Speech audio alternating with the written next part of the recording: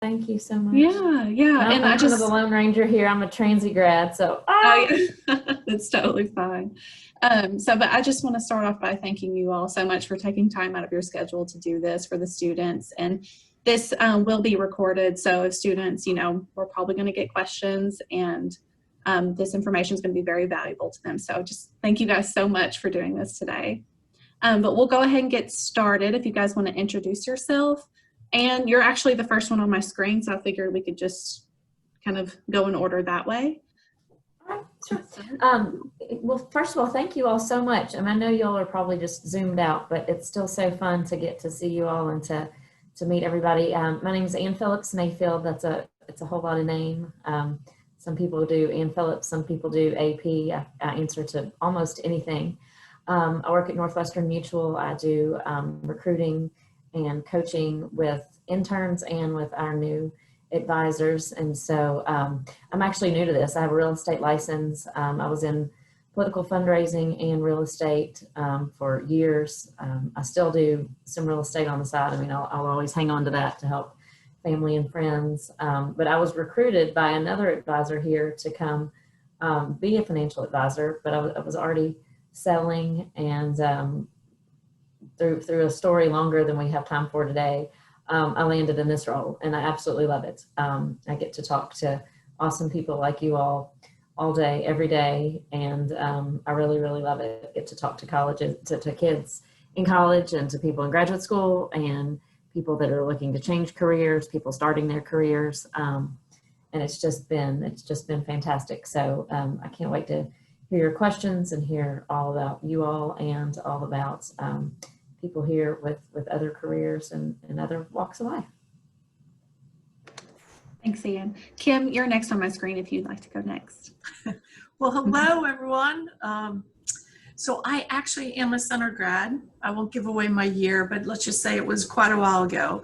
But I will share with you that one of my very first jobs was working in the admission office for center. And I did that for 4 years. And that actually is what kind of propelled me into my current profession, which I'm actually in human resources. And I kind of learned a lot around interviewing, because of course they're required to interview for center admission, kind of what I'd call marketing as far as the campus tours, or just going out and doing all the different presentations for center and talking to a lot of different audiences. And so I kind of parlayed that into the human resource function. And I've been with a lot of large multinational companies, from like Owens Corning to Honeywell to Siemens. I'm currently working for Schneider Electric in Louisville, Kentucky. And it's a global business that I support. But what's really neat about it is it's all in the energy consulting services around renewable energy. When you hear companies say that they want to be carbon neutral, they want to reduce their footprint, they want to be more green, better corporate stewards. That's kind of what this business segment does. And I will say that we actually hire a lot of young professionals, mostly right out of university. And so people really can get wrapped around the mission and the vision of this particular business. Because a lot of the young professionals, millennials, want to do something that helps benefit the environment, addresses climate change, etc. So we do a lot of internships, and we do much hiring from those internships into our positions. So that's kind of a snapshot, but I'll get into more about like maybe some advice that I have, particularly coming from the HR field. But glad to be here. Thanks, Kim. Kalinda, you're next on my screen. My name is Kalinda Allen James. I graduated from Center in 2001. I'm currently a technology leader, bringing affordable technology to mission based organizations. Right now, I'm working for a charter school in Harlem, New York, getting their distance learning on track for the happenings of the pandemic. Thanks. And Carlos? So hi, everyone. My name is Carlos Jean-Baptiste. Also a lot of names. I won't share the middle names because it would just make You've got a hyphenated last name, and I've got a hyphenated first name. Yeah. I'm the Peace Corps recruiter. I am not a center graduate, but I'm in the area. I'm based in Cincinnati, Ohio. I've had a career that has included foreign governments, local governments, the federal government currently. I've had a great opportunity to say yes to live and work overseas in Kenya, Zambia, Ethiopia, and Haiti in a variety of capacities. And now, as a recruiter for Peace Corps, I'm still pretty agnostic in terms of helping young people get their careers started, helping people in the midst of career change and really finding their paths. Peace Corps is a great transition point from one thing to something else in terms of building a lot of additional skills, getting some grassroots experiences far afield from where you've come from, and seeing how you bring that into the future with you. And so really excited to help and talk about those application processes, how to make yourself really marketable to a variety of different organizations, and really talking about the skill sets that you want to build in these opportunities that you may have as early career professionals. Thanks, Carlos. Well, I guess we'll go ahead and get started. As you all know, you're here to talk about job searching during a pandemic. So the question for the panelists is, how do you think the world has changed because of the pandemic, the professional world? And how do you think that it's going to change post-pandemic? Especially for these students who are about to enter the working world, it's going to look a lot different than what they had anticipated before, whenever they were coming to center and before the pandemic. So I guess, what kind of advice, what do you think do you have? What do you think it's going to look like? I guess we'll just start there. Do you want us just to jump in, or? Yeah, jump in if you guys have anything you'd like to go ahead and say. I guess a couple quick thoughts that I have is, I mean, obviously this COVID is an unprecedented time. And with that, I think adapting daily is just part of our everyday lives, whether it's in your personal life, your student life, your professional life. It's just learning to adapt because change is constant. I think one of the things that we're seeing in particular across the board is that, number one, we didn't anticipate that globally we would be able or capable to work remotely. And so I think that was a surprise globally, that we adapted so quickly, figured out technology, and now we're working remotely. But what we're seeing from a company perspective is that employees now want that flexibility on a permanent basis. So now that they've figured out how to work remotely, they figure that they can still do it effectively and productively and still be engaged, that they don't want to come back to the office full time. They want that flexibility as part of their schedule. So as a company, we're trying to figure out, how do you adapt to that new way of working and to give employees that opportunity to be flexible and empower them to make those decisions. And that's a whole change behavior that we're having to go through with our managers. So that would be number one as far as what I'd say is what's really changing in the workplace. I think the other thing is just the tools that we use. It's even more important now to leverage technology to make sure that you're driving engagement, that you've got the collaboration, that you're keeping the interaction, and you're keeping the teaming going.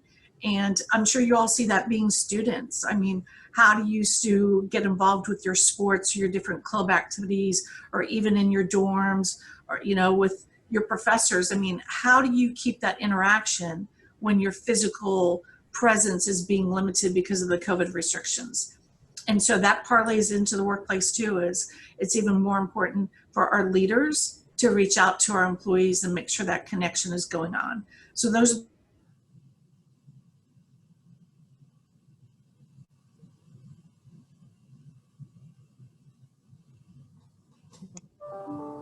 Did we lose her? I think we lost her for a moment. Yeah. She's not coming back. I'll jump Who else in. wants to jump in? Yeah. So, like, the market is very dynamic. Currently in education, my budget was cut by $500,000 immediately. We immediately went to a hiring freeze. Schools had to rearrange budgets for gigantic capital investments in computers. So raises, salaries, and things were just cut, especially if you were not a unionized school.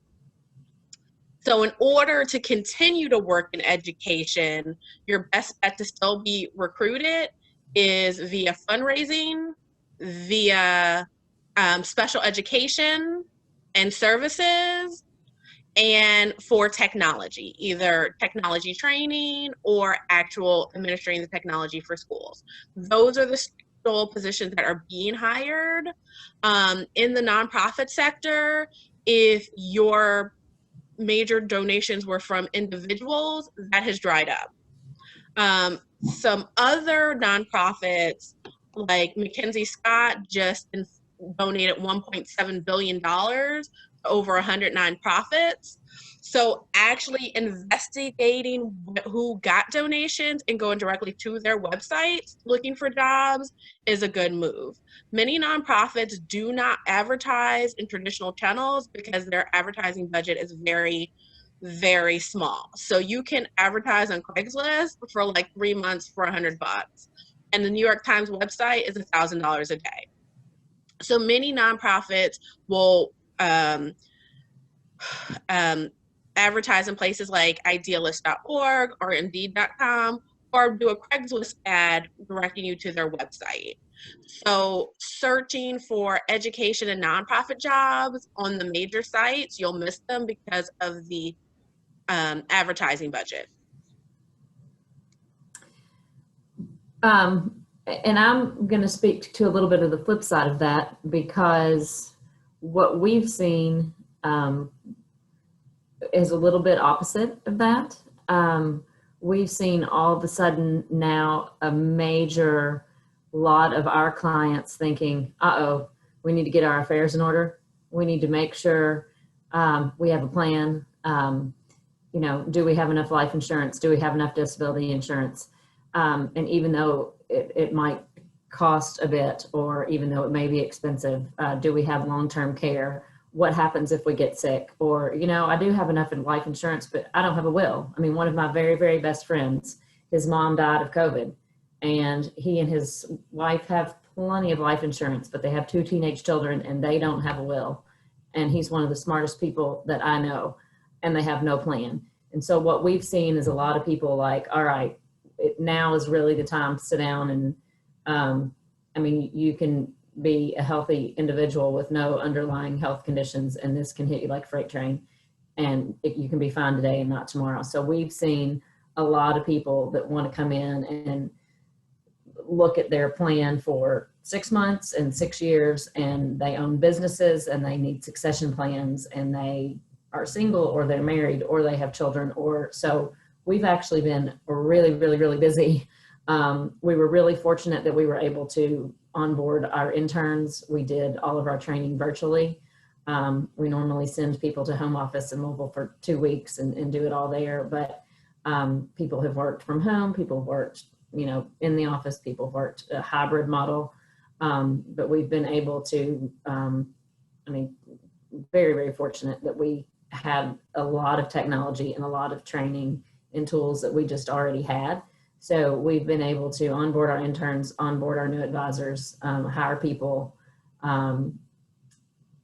So we've been, you know, sort of the opposite of that, which, you know, not that it's capitalizing on a horrible thing, but, you know, there's always a pendulum. And so, you know, in a time where people have like, all right, we've really got to reassess, and how do we make sure that our children or our families or everything are taken care of and all of our ducks in a row. But, you know, to parlay back to a little bit to what Kalinda was saying, just because I'm president of 2 nonprofits, and we have really seen where swings and donations have, so I would echo what she says, having to look differently when you're fundraising. If you like to fundraise and you're interested in pursuing things like that, retraining your brain about how that works. You know, foundations have taken a major hit.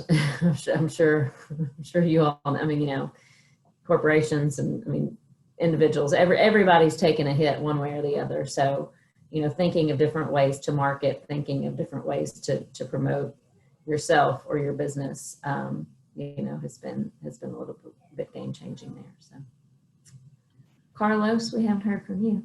Yeah, what I would say is, what I think COVID has really done is just accelerated a number of things that were already happening. And it's also proven to be a pivot point for things. And so I think that, yeah, it's accelerated the fact that there are positions that are now, disappearing more quickly. You can talk to, or you can read reports from CEOs saying automation now they're ramping up, and that goes into succession planning, that goes into how to maintain operations in terms of the time of pandemic and a number of scenarios like that.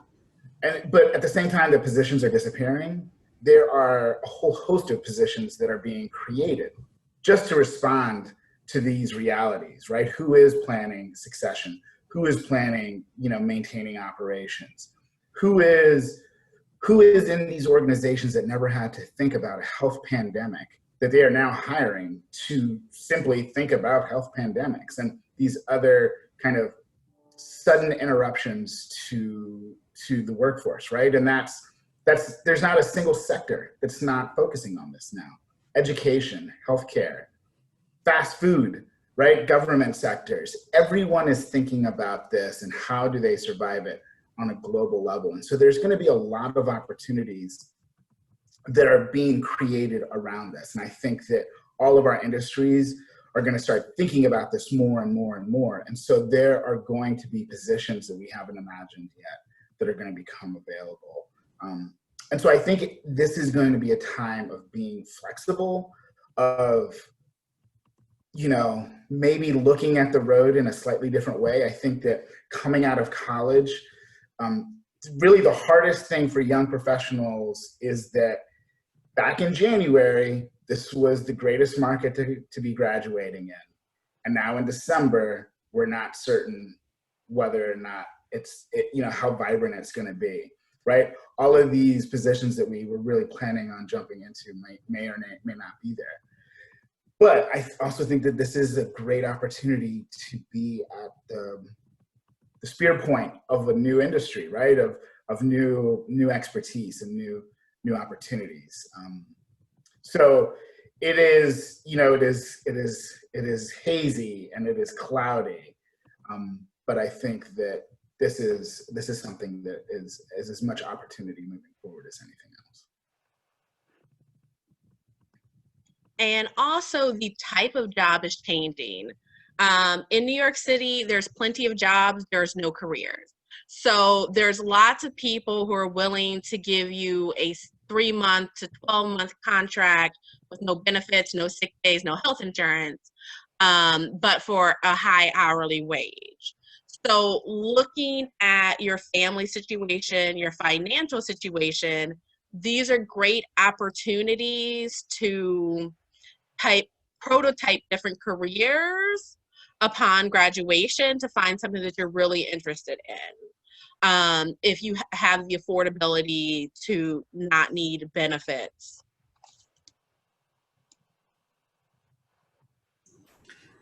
And I think that's a great point that you're bringing up, Kalinda, is that this is an opportunity to kind of like expand your thinking. Like, I think you come out of college and you say, okay, I have this bachelor's in a very specific defined area, and that's where I want to continue to get a job or start my career. I think with COVID, it kind of gives you a license to really try and dabble in a lot of different things because the type of jobs have changed and also the industries.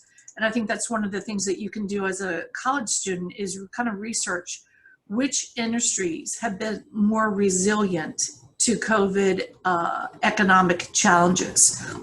So there's definitely some that have survived more than others. And is this an opportunity to kind of like explore other ways to parlay your expertise? The other thing I'd say in looking for a job that my opinion is networking is the best way to land a new job. I think the status on like 70% of all jobs are never advertised, and it's really getting them through connections. And it can be your friends, it can be neighbors, it can be colleagues, it can be your professors. I would advocate that you really try to beef up your LinkedIn connections. A lot of companies use LinkedIn to do sorts with. And so they're going to look for certain words on your resume or on your profile to try to come up with potential candidates for those positions. So don't hesitate to ask people to join their LinkedIn network, to reach out to your friends' parents, professors, center alumni. I mean, gosh, you've got a whole network there. Build up your network, because that is how you're going to learn how to find a job. The other thing I'd say is with interviewing, it's all being conducted online now. So that means that get your elevator pitch ready, be able to articulate in just 1 to 2 minutes your value proposition. What do you bring to the table? Is it an intellect? Is it some expertise? Is it some prior work experience? Is it some significant accomplishment? But being able to sell yourself in a short period of time is going to be your differentiator. And you need to be able to figure out how to connect with people through virtually, doing that, the interview through like a HireVue or through Zoom or, through some other mechanism.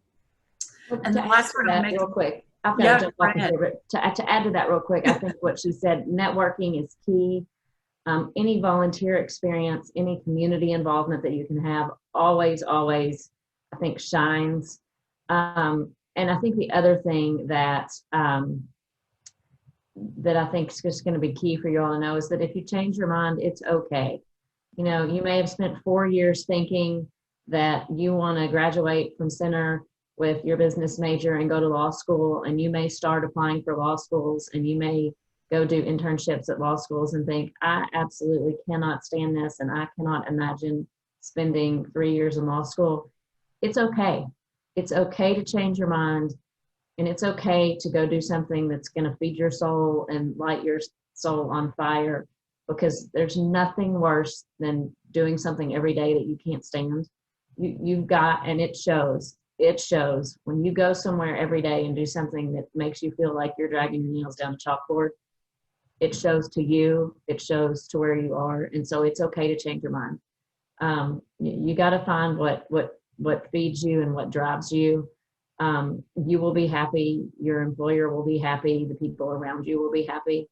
And nobody ever knows at 18 or 21 or 22 or 42 what's going to make them happy forever. So it's okay. But like Kim said, to make those connections, people that you've worked with, people that you've volunteered with, your professors, your sorority sisters, your center alumni, Joy and Brianna, everybody here, use those connections. We all have, and it's a tough world right now, but we're all going to come out on the other side of it. I'm going to leave you all a little message real quick. I really hate that I've got to jump off here, but the Children's Theater is calling. So enjoy the rest of your all's afternoon. And thank you, Brianna, and I'll be back in touch. Yeah, thanks, Ann. Thank you so much. One thing that I would definitely say to young professionals, early career professionals, is do not be afraid of rejection. Do not be afraid of the no. You have to, those are all learning experiences. Those are really building blocks in your career. You want to have interviews to build on, right? And you want to have those as learning experiences. They make you stronger, and they really prepare you for the right opportunities. Also, kind of think about those interviews, not just as I'm interviewing for a job, but also that you are interviewing this organization to see if they're the right fit for you. It's not a one-way proposition. I think Kim said it earlier, right? Take a look at the organizations, not just how well that they've been doing, but that they are in line with your values, in line with your expectations for what these organizations are doing in the world, right? And there, you'd be surprised at the opportunities that you would find in organizations that you don't even, you wouldn't even imagine, right? Doing corporate social responsibility for a large multinational corporation can be very, very fulfilling, and finding that opportunity might be the perfect fit for you, right? And it's far afield from whatever you thought you would be doing.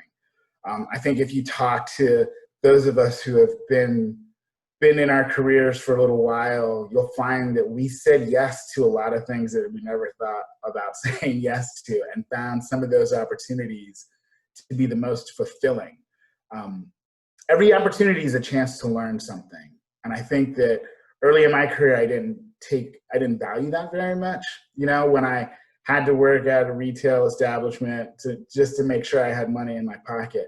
And I learned some of the most valuable management skills from being in that space, right? From having good managers there. And you get to take that with you in your career, and it all builds itself up. So don't be shy to say yes to an opportunity that is right at that time. Doesn't mean it's the last opportunity you're gonna have. Don't be afraid of the no's. Don't be afraid of rejection. That all is a step in your path, right? And a part of your process.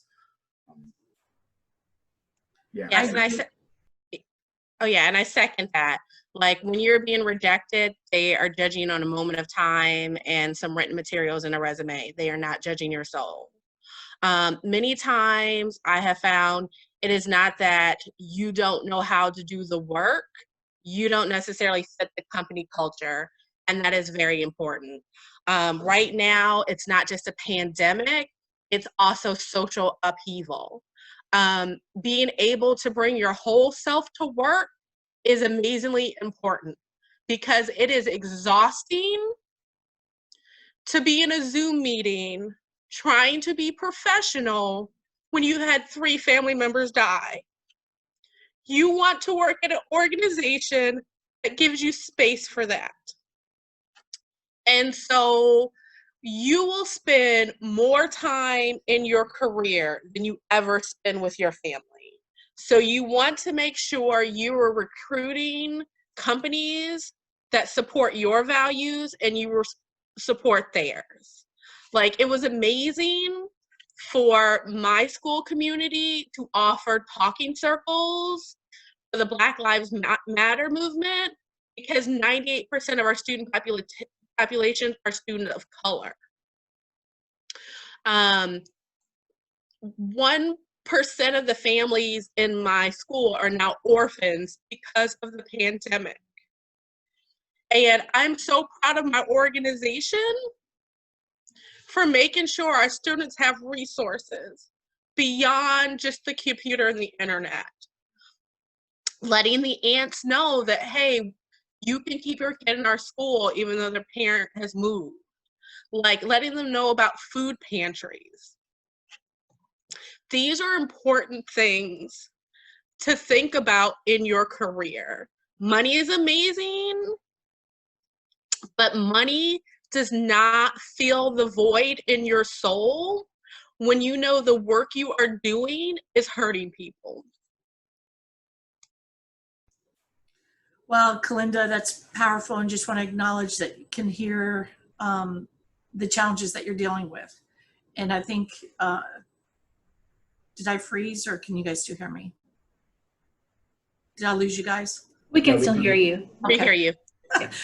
My internet seems, but trying to reinforce a couple things that both Kalinda and Carlos just said.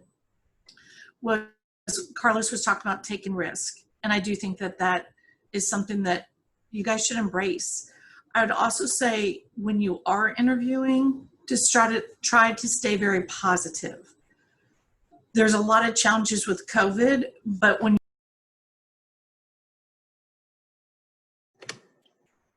Uh-oh, we lost her. Oh, she's back. am I back? Yes, you're back. You know what? I'm just going to take off my video for a minute because it might be zapping some of the That's fine. in with. But sorry, I don't know where I lost. But what I was trying to say is, when, as a student, you're interviewing for an opportunity, to try to stay positive, because COVID does have a lot of challenges with it.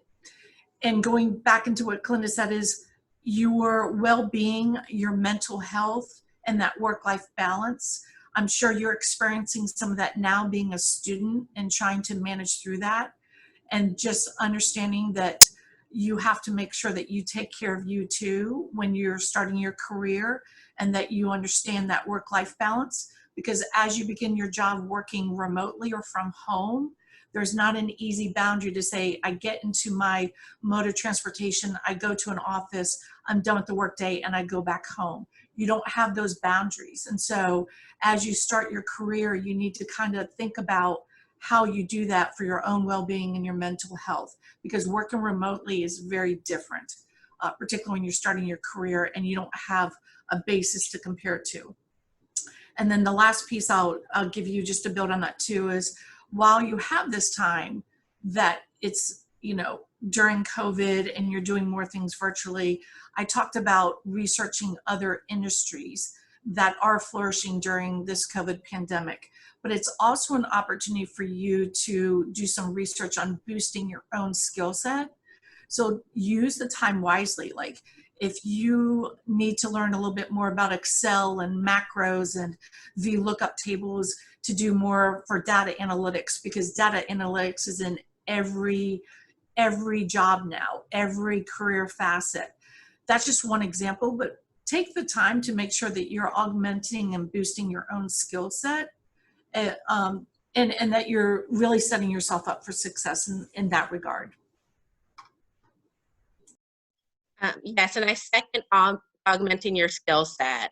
Like, if internships are not available for you, this is a great time to achieve an industry certification where you can self-study. They have resources and books and videos. Like, during this pandemic, I become a Salesforce certified administrator. It cost me $38. The company provided most of the free resources. There was another company sponsoring a challenge. If you did 3 6-hour challenges in a certain time period, they gave you a free voucher to take the test for $175. From that opportunity, I've already gotten my first paid consultant job in Salesforce. And also, these these certifications in whatever your industry is a way for a third party to verify your skills when the reference from the internship is not available.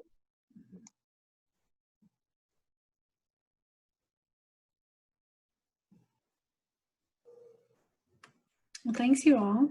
I guess we can open up the floor to the students if you guys have any questions for the panelists.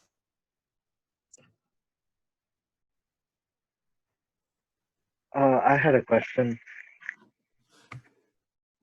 Wait, let me see if I can turn my video on. Okay. So my question was kind of about work culture in a remote environment, because part of the working is being able to socialize with your coworkers, create those bonds, create those connections. But so over summer break, I took up a part-time job at this it's essentially like a customer service company, and I expected at least some level of like intra-departmental like friendships or like something to grow, but it was pretty much non-existent because we were all working remotely. So I was wondering how you can socialize essentially with your fellow employees when you're working remotely.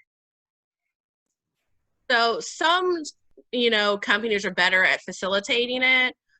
We have a all hands on deck staff meeting via Zoom. Every Friday, we highlight 3 employees who are doing successful, and every worker sends them a nice email acknowledging their work. The administrators break us into randomized breakout rooms for 5 minutes to talk about our highlights for the week, and they usually give us a question prompt. And I also continue to facilitate those relationships by just picking 2 people on my job each week to send an email and just try to connect on what I remember about them. Oh, have you got to run like you used to, like during the pandemic? Oh, did you finally complete the Game of Thrones books? And those connections do help, because I got my first job, letting somebody know I interned with, hey, this is where you can like buy CDs online, when we bought CDs online, and I'm looking for a job. So even though I wasn't a captain of industry during the networking, I could still offer resources like a book link or a website or a place to buy CDs. And I got a lead that like, hey, the person at my job is having a going away party, like come interview now. So sometimes you have to take the initiative just to like put the hand out there and start building these relationships.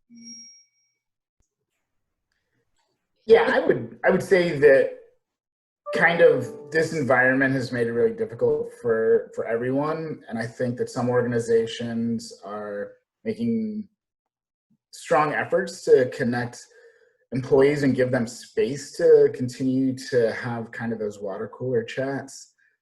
I agree. I think that they are fundamental to the networking experience. I think that they're really important to kind of developing your career. And I think that we're still all figuring it out. I think we're getting tired of Zoom meetings and being in the boxes and kind of having people in our spaces. And so there are maybe not such fine lines, but there's lines about, you know, informal and versus formal, and how much of it feels like more work than what it needs to be. I think it's important for you to find kind of what your needs are, right? And how do you engage people? If you're an organization that uses Skype for Business, for example, are you keeping your light green whenever people are available? Are you accepting calls? Are you making calls? Lots of like what Kalenda says, right? It's a two-way street. It's multiple ways, right? It's a highway, right? Are you reaching out to people, and are you accepting when they reach out to you? Does your organization have that as well, right? I mean, I think different size organizations are going to make that a little bit easier with affinity groups or ERGs, you know, that are about bringing people with different identities to the table, and, you know, so that they can express that. You know, the larger your organization is, the more you're going to want to make sure that it exists. The smaller, it might be more difficult. I will say, I think you touched on a really key point that I have found in this environment, is that it used to be, we all used to go to the lunchroom, or we used to all kind of meet here, and that's how you could hear about what was happening in the other division, right? And this other part of your organization, particularly if it's large. And that's become a lot harder. And so making sure that you are finding a way to reach out is important. And looking at across social media, right? Does my organization have like a Facebook group that is informal? Is there an Instagram group? What are the ways that we can reach out, and really utilizing those?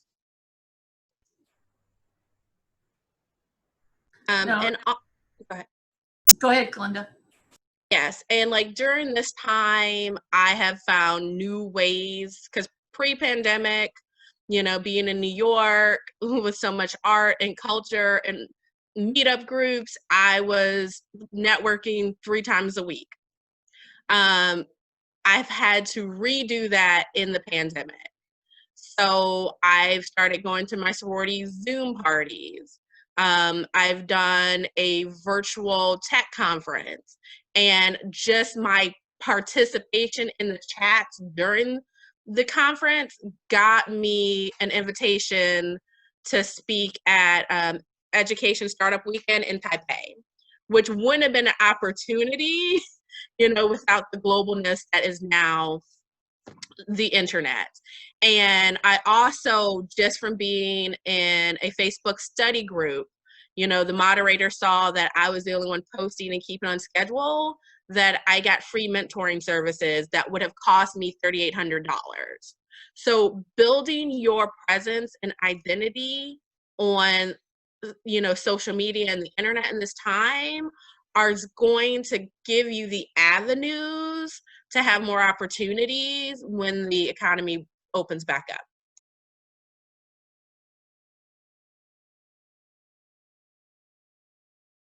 So I have a similar, I guess, question. Several of you have spoken about the importance of networking, and like we know previously before the pandemic that was really important too, but could any of you speak to how that's changed, and then to also how I might be able to approach people in attempts of networking while still not being insensitive to how overwhelmed they may be and to whatever they might be going through? For my LinkedIn request, like the more pointed your question, the quicker I'm going to answer it. So this morning, a person from my grad school reached out to me. They were like, I want to go into computer networking. Do you have suggestions of certifications? I was able to get 8 paragraphs off to him on the subway ride. But if you just come at me, tell me about your career, like that's 20 years. I'm going to send you a PDF and like read this. So the more pointed your questions are, the more likely people will find you in. And if you're asking for a Zoom call, be explicit, like, can I have 15 minutes? Can I have 20 minutes? Don't leave it open-ended so people can fit you in. That's great advice. I would say also to when you're connecting with someone and you're wrapping it up, don't hesitate to say, is there anyone else in this career field or industry or anyone else that you think that I should reach out to or connect with? Because that's how you're going to build your network. And right now, particularly with COVID, people are more apt to help each other build networks. So you're probably going to have a better response rate now than maybe you did a year ago.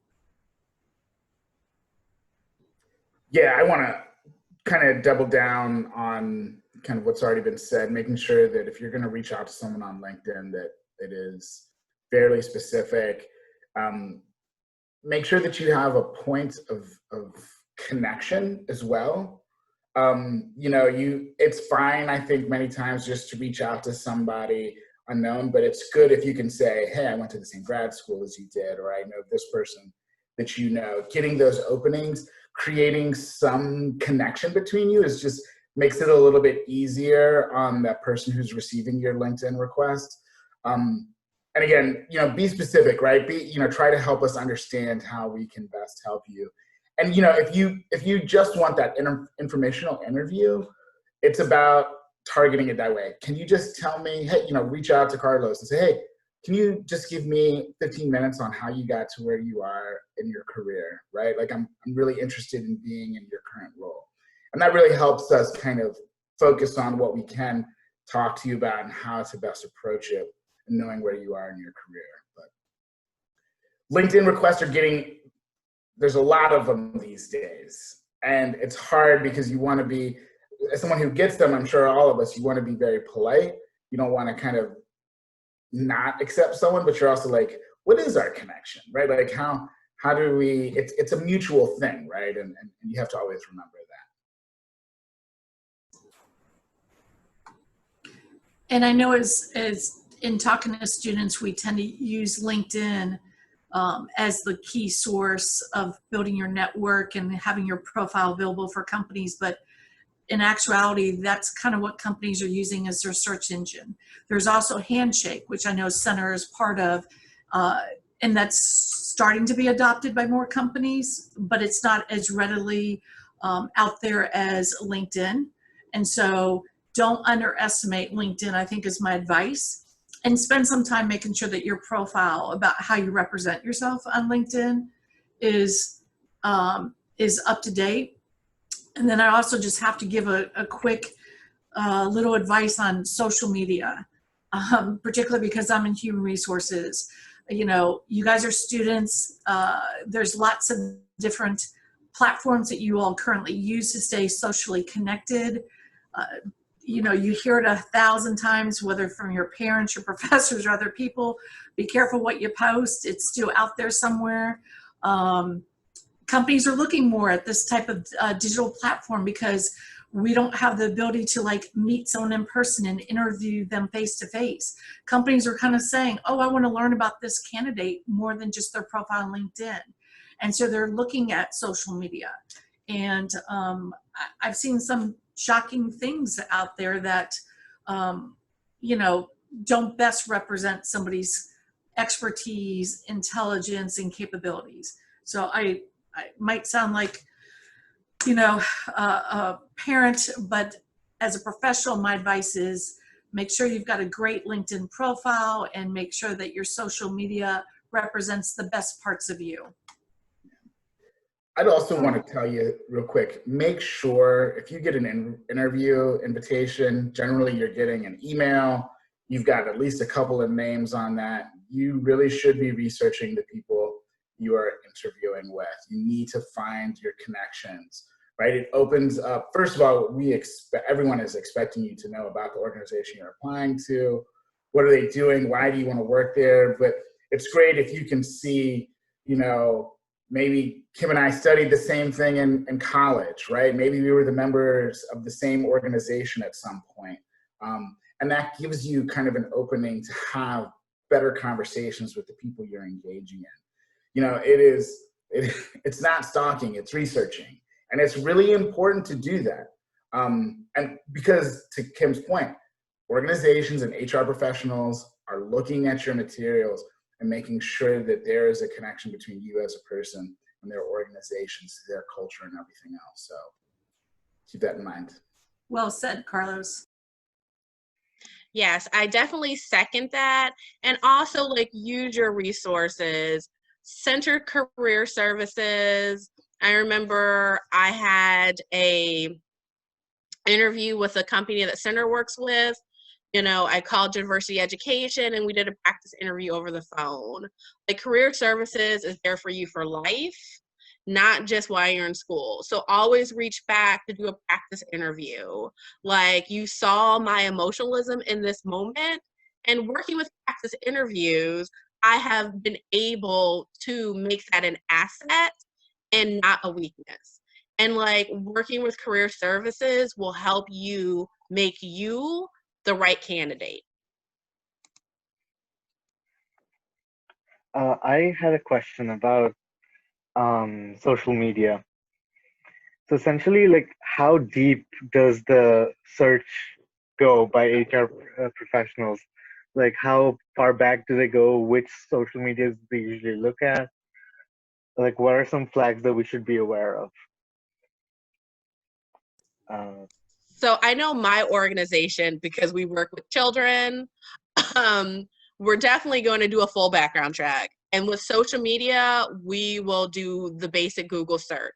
So if everything's open, we will notice. And if you say disparaging things about children or education, you are the first resume to go into the trash. And you would be surprised, Ryan, how many people, whether they're in high school or they're in college, and they slander their professors, or because they were unfair, their grading, or sports teams with amount of playing time or lack thereof, or some of the things that are more popular, like flipping out the middle finger because that's a cool expression nowadays. You'd be surprised how many people still have pictures and comments relative to that. And if you're graduating college and you want to enter the professional world, companies are looking at, who's the person that we're hiring? Are they a good match for our company, for our mission, our vision, our culture? And you have these, you have this at your disposal now with the internet. You got to understand that companies have ready access. And so that's why I didn't want to sound too parental, but to say, take a look at what's out there on yourself and just make sure it's the best representation of you, so that a company can see what you've got to offer. Yeah, definitely do the searches when you're not logged in. Do it from Google on a different browser. Make sure that whatever is representing you is representing you. I think if you have a unique name, what we're basically talking about is that the world now is, individuals are marketing themselves, right? And are putting themselves out there. And this is material that is publicly accessible. So making sure that whatever is publicly accessible is who you want to be represented. I would also say there's opportunities to invest in yourself here, right? If you have maybe not such a common name, maybe you buy your domain name, right? And so that that when a web search comes up, you can be the first hit that comes up, right? Remembering that if you have a very common name, that sometimes you're not going to be able to control all of the other, stuff that comes up ahead of what's really you, right? And just keeping all of that in mind and remembering that we are all consumers and products in the modern global world. And to add to that too, maybe the flip side is when you're creating your resume, your LinkedIn profile, be careful not to over embellish, because what you're finding too with the interview process with companies nowadays is they're using a lot more of behavioral based interviewing, a lot more situations. They'll start off with like, tell me about a time when you had to deal with conflict, or, you know, give me an example of XYZ. So it's much more behavioral based interviewing. So if you've alluded to a certain level of experience or leadership or involvement in your LinkedIn or your resume, be sure that it's not too over embellished and that there's some authenticity to it, that you can actually talk to it when asked questions about it during an interview. And on the technical side, like I have been in interviews where they just went through the Microsoft exam question by question. I've been with the, here's a dry erase pen and a marker, draw your whole network. So these can be high pressure situations. So go in there feeling your best. I had a follow-up question to what Carlos said about having your own domain. So, I mean, personally, I like my last name is really unique. At what point do you think it's a good idea to create your own website or your own domain name on the internet? I mean, honestly, for what it costs these days to at least own your own name, I think that it's fairly a no-brainer. I think it's, I mean, let me put it to you this way. I think it's just as weird now if I do a search on anybody here, if there's not a hit, right? Like I expect there to be some type of, you know, documented presence out there.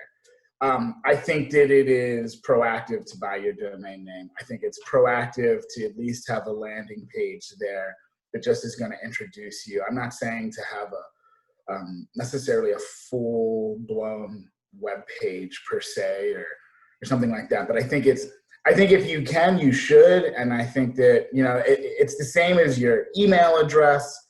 Make sure that it is professional, you know, that it's professional, that, you know, you don't want to be, quite frankly, 45 and, you know, your email is, you know, baseball Gary. You know what I mean? Like, I'm not necessarily going to take you all that serious. And so I think that having all that stuff is just an additional ownership of your identity, quite frankly. So, you know, having carlosjeanbaptiste.com means that no one else has it. And so when you search for me, at the minimum, I know that that's going to be there. Okay, understood. So like even at this stage where my career is just starting, I can still create my own domain, and that would be okay. Absolutely. Yes, and Okay. and right now at the start of your career, just having an introduction page, you know, this is my name, this is my resume, this is my contact info, is perfectly fine. Mm-hmm. Okay, thank you.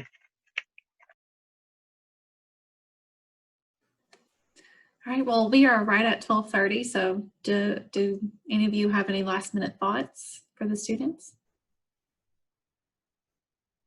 So just in conclusion, like your career is a part of you, but it is not you. Like where you start tomorrow may not be where you end up, but you can provide value at every stage. And adding on to that, I'd say going back to making sure that you're joining a company that fits your value system, your belief system, the mission, the purpose of the company becomes a little bit more important, because when you start working, 40, 50 plus hours, and as Clinda said before, you're going to spend more time at work than you will in your personal life. Just make sure that it's something that you want to give your time and energy to, that you value it. And if you find yourself in a situation where there's not a good match, nothing prevents you from going out there and looking for another opportunity. There's plenty of them, but just make sure that the time you're spending, that you're rewarding yourself and you feel like that it's really bringing out the best in you. do things that make you happy. It'll take care of itself 9 times out of 10. You guys are educated. You guys are passionate about the things that you want to be passionate about. And if you are able to be passionate in the work that you do, like Kalinda said, the money will take care of itself. When you're happy getting up to go to work in the morning, when it's not work, trust me, like everything else will take care of itself. And then don't be afraid of taking risk. Really put yourself out there. And there will be rough patches. No matter how awesome life is, there's rough patches, and we come out of that. So yeah, everything will be all right. Great. Well, thank you guys so much. I really appreciate you guys doing this today, and hopefully the students feel a little bit more hopeful about going into the professional world now in this crazy mess that we're in. But thank you guys so much.